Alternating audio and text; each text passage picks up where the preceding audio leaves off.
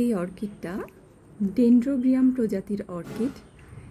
এই অর্কিডটার একটা অদ্ভুত বৈশিষ্ট্য আমার চোখে পড়েছে।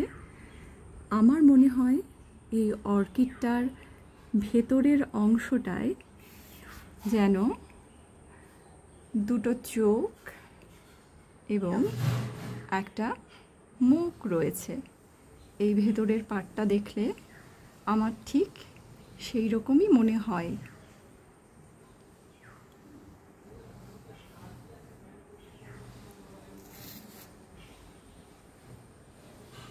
এটাও ডেনড্রোবিয়াম, তবে এটা একটা আলাদা গাছের।